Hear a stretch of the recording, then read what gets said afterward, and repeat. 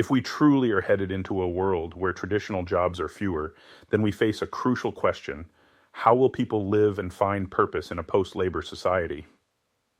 The good news is that a future without mandatory work for all could be a great thing, if we manage it right. Imagine an economy where automation produces abundance, and people are free to pursue education, creativity, family, community, and passions without worrying about starvation or homelessness. To get there, however, we need to fundamentally rethink our economic and social systems.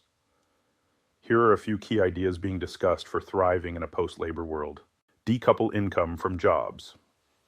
If fewer people are needed in the workforce, we might ensure everyone has an income to live on through mechanisms like Universal Basic Income, UBI, or expanded social support. For example, some have proposed adapting unemployment insurance into a permanent UBI, providing people with regular funds decoupled from traditional work. Taxes on AI and automated productivity could help fund this. The principle is to redistribute the enormous productivity gains of automation so everyone benefits, not just the owners of the robots. This could keep consumer demand alive so businesses can still sell goods and prevent a massive class divide between those who own AI and those who don't. Shorter work weeks and job sharing. Another approach is to reduce working hours for humans so that available work is spread among more people. If machines raise productivity, maybe a 4-day work week or even shorter standard week could suffice to produce what we need, while humans enjoy more leisure or creative time. This idea has been tried in some places and often shows people can be just as productive in less time. It could ease the transition by gradually reducing our reliance on full-time jobs for income. Education and reskilling. A new focus. Our education system will need to change. Instead of training people for careers that might not exist, we should emphasize adaptability, lifelong learning, and skills that complement AI. Studies suggest people may need to shift into roles that are more human-centric. For instance, jobs emphasizing interpersonal skills, emotional intelligence, and creative thinking, or roles overseeing and maintaining automated systems. We might see more importance placed on arts, philosophy, community work, areas where human touch remains essential.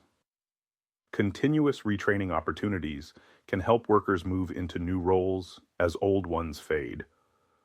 New social contract and collective ownership. A post-labor economy likely requires a new social contract between individuals, businesses, and government.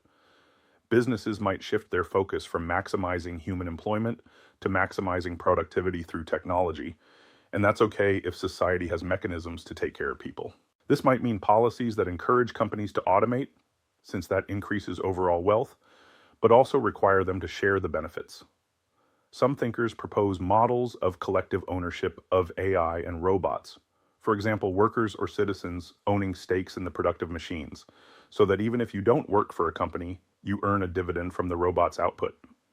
This way, everyone has a stake in the automated economy's success.